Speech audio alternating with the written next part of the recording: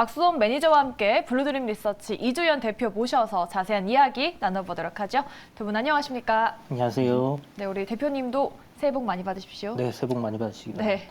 저희가 사실 작년에는 산타 랠리가 아니라 뭐 네. 사탄 랠리다, 속타 랠리다 정말 말이 많았습니다. 그래서 올해는 조금 기대를 해봤는데 올해 첫 거래일부터 힘이 빠져가지고 네. 이번 주 어떻게 대응을 해봐야 될지 어떤 마음가짐으로 대비를 해봐야 될지 궁금해하시는 분들 정말 많습니다. 시장은 뭐 큰 흐름에서는 올 한 해 이제 그 악재로 그동안 문제가 되어 왔던 뭐 금리 인상이라든지 아니면 인플레이션이 이제 꺾여 내려가는 부분들이 있기 때문에 올 한 해는 이런 악재에 대한 불확실성이 소멸되는 한 해로 봐야 될 것 같고요. 하락폭은 아마 좀 제한적일 가능성이 높은데 지금 당장 우리가 이제 시장을 바라보는 입장에서는 전저점, 그러니까 최저점 구간이었던 뭐 2134포인트 정도를 지켜주느냐 아니면 이탈을 하느냐 하는 부분이 좀 관건인 것 같고요.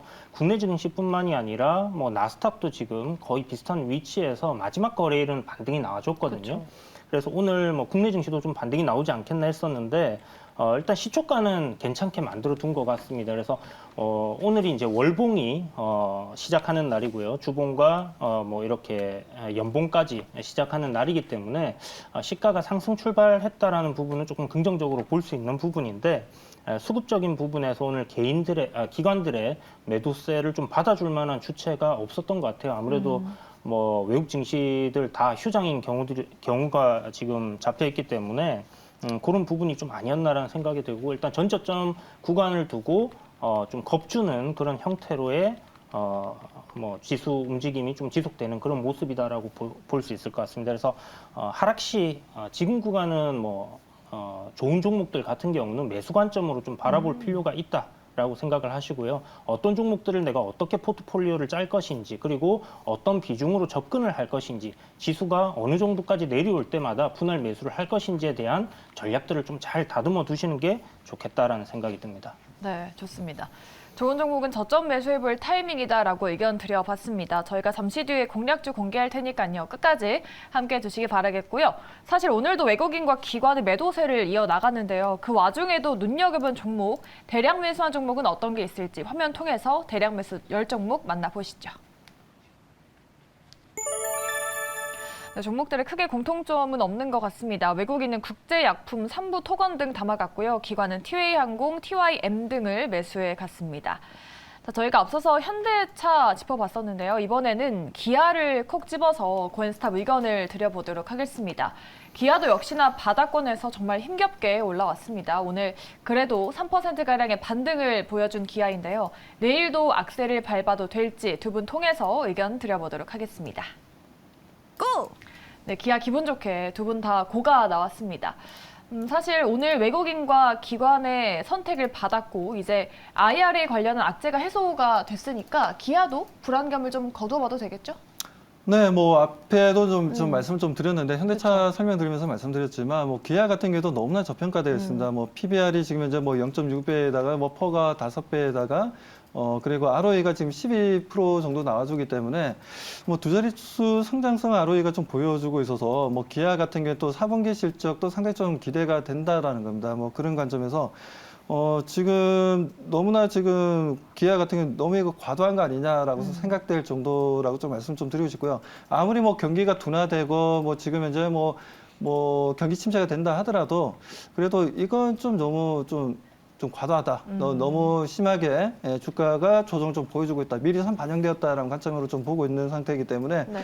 아무튼 지금 뭐 IRA법 관련해서 뭐 하위 법안이 또 공개된 만큼 뭐 투자 심리는 다시 살아날 수 있다라고 보고 있고요. 항상 그렇습니다. 우리가 뭐 주식을 투자하다 보면 항상 우리가 뭐 합리적인 부분들에 있어서 뭐 실적이 좀 좋아야지만 항상 주가가 올라가는 건 아니군요. 투자자들의 투자 심리가 좋아지고 다시 한번 그 종목에 대한 관심이 높아진다면 충분히 또 주가가 좀 올라갈 수 있는 부분들이기 때문에 그런 관점에서 현대차와 기아, 특히 기아 같은 경우에도 관심이 좀 높아질 수 있다는 부분들에 있어서 저는 기아에 대해서 좀 긍정적인 고라고 말씀을 좀 드렸습니다. 네.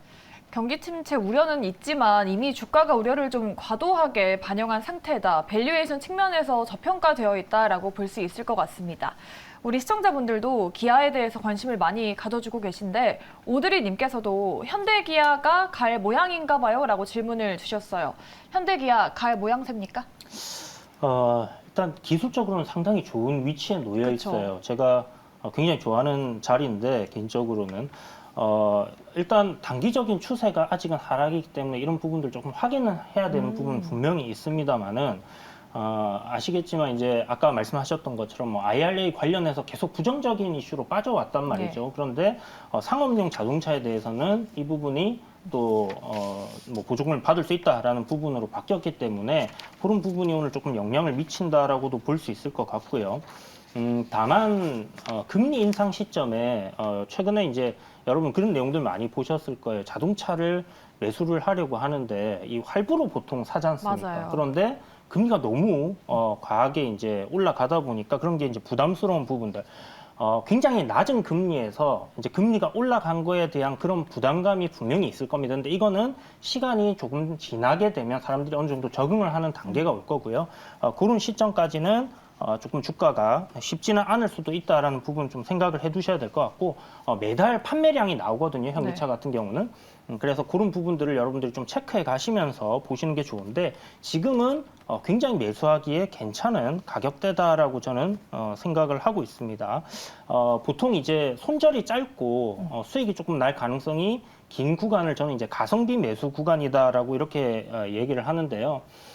지금 현재 차트를 잠깐 보시면요. 기술적으로 팬데믹 이후에 10만 2천 원까지 올라왔던 이 상승폭의 한 중심 가격 정도 되는 가격대에서 지금 반등이 나오고 있단 말이죠. 그리고 보시면 최근 이제 이 급등 이후에 2021년도부터 계속 하락 흐름을 이렇게 파동을 그리면서 내려왔는데 이 추세대 하단 자리에서 오늘 반등이 좀 나왔어요. 그리고 수급적인 부분도 쌍끌이로 나왔다라는 부분은 좀 긍정적으로 볼 수 있는 부분이고요. 어쩌면 굉장히 저점 구간에서의 매수가 가능한 그런 위치가 아닐까라고 생각을 할 수 있습니다. 만약 손절을 한다고 하더라도 마지막 날, 전일 마지막 날이죠.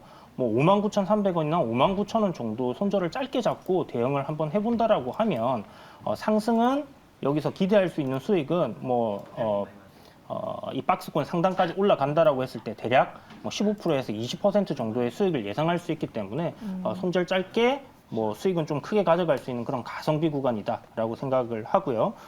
좀 전에 말씀해 주셨던 뭐 그런 부분들, 전기차라는 부분이 어떻게 보면 키포인트가 될 것 같은데 이런 친환경 자동차의 판매량은 그렇게 줄어들고 있지 않다라는 부분이죠. 그래서 앞으로 해외에서 이런 뭐 판매가 얼마나 더 계속 호조세를 이어가 주느냐 하는 부분들이 주가에 영향을 계속 미칠 것 같고요. 지금 구간에서는 짧게 손절 잡고 한번 공략해 볼 수 있다라는 생각에서 그 의견 드렸습니다. 네, 좋습니다.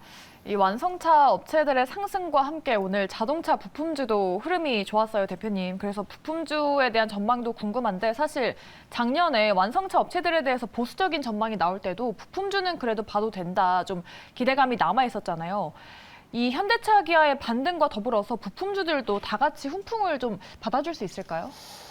중소형주들 같은 경우는 이제 지수 영향을 조금 덜 받는 부분들이 분명히 있었고 또 테슬라가 반등을 하면 다음날 관련주들이 또 급등을 해주고 하는 그런 부분들이 있었기 때문에 뭐 트레이딩 관점으로는 저는 뭐 충분히 공략을 할 수 있다라고 생각을 하지만 지금 시점에서 어떤 뭐 자동차 부품주들을 적극적으로 좀 공략하기는 어려울 것 같아요. 다만 2차 전지 관련된 부분이라든지 이런 쪽은 결국은 이제 성장을 할 수밖에 없는 섹터다라고 생각을 한다라면 조정 시에는 매수 관점으로 한번 붙어볼 만하다 이렇게 생각합니다. 네, 좋습니다. 부품주까지 도와드려봤고요. 다음으로는 리오프닝 안에서 티웨이 항공을 짚어보도록 할게요.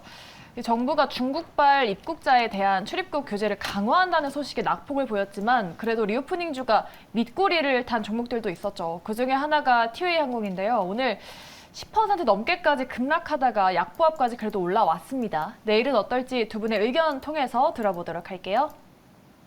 고! 네, 티웨이 항공도 두 분 다 고를 드렸습니다. 오늘은 비록 밀렸지만 매니저님 말씀드렸다시피 밑꼬리를 달았어요. 좀 외국인과 기관 매수세도 들어오고 있는데 앞으로 반등의 모멘텀 어떤 거를 좀 눈여겨보고 티웨이 항공을 봐야 될까요?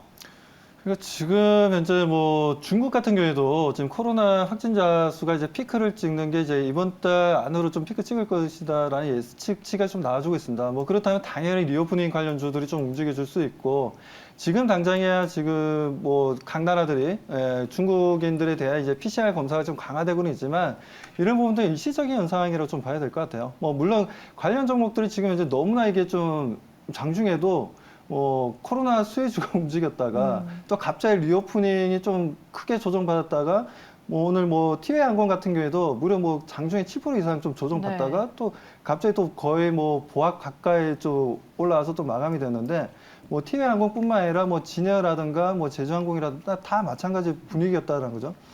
아무튼 항공주에 대해서는 지금 현재 뭐 국내 시장뿐만 아니라 뭐 지금 국내선뿐만 아니라 이제 해외선 쪽까지도 지금 확장되어 나가는 분위기고 그리고 뭐 티웨이 항공이 지금 현재 뭐 직항으로 해서 시드니, 호주 시드니까지도 지금 현재 노선을 좀 확대해 나가고 있는 분위기다 보니까 관련 회사들의 앞으로 확장되는 부분들에 있어서 실적의 변화가 좀 보여줄 가능성이 좀 높다라는 관점에서 저는 티웨이 항공이 장중에 조정을 받는다면 오히려 좀 계속해서 관심을 가지면서 대응해야 될 구간이지 매도의 구간은 아니다라고 말씀을 좀 드리고 싶습니다. 네.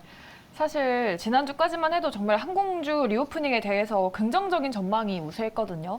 중국발 이슈로 인해서 잠깐 하락했지만 여전히 그래도 여행에 대한 기대감은 남아있는 것 같아요. 네, 맞습니다. 뭐 지금 오늘 제 생각에 이렇게 좀 빠졌던 건 시장이 안 좋았던 부분들도 있었고요. 오늘 좀 급락했던 게 보면 이제 AI 관련주라든지 네. 건설 관련주, 그다음에 리오프닝 관련주들 좀 급격하게 많이 빠졌던 부분들이 있었는데 이 리오프닝 관련주들은 결국은 이제 입국하는 데 있어서 각 나라들마다 PCR 검사 강화하고 뭐 격리하고 이런 부분들이 좀 강화된 부분들이 영향을 미쳤다라고 봐야 되는 부분이거든요. 네.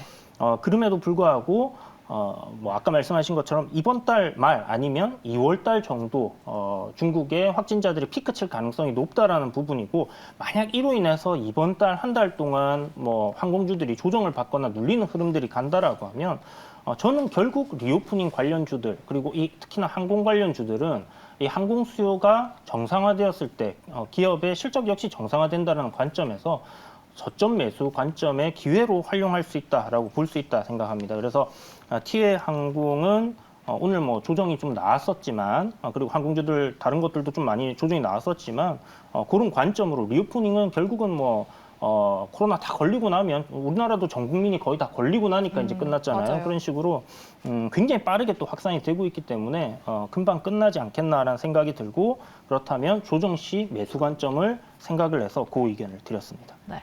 두 종목 다 두 분의 의견이 고루 일치가 됐습니다. 그렇다면 마지막 종목은 어떻게 전망하실까요? 삼성 엔지니어링 보도록 할게요. 지난달부터 수주 소식, 공급 계약 소식이 들려왔지만 주가는 옆으로 횡보했습니다. 그래도 오늘은 4% 가까이 올라섰는데요. 다시 반등을 그려줄 수 있을까요? 두 분 통해서 들어보도록 할게요.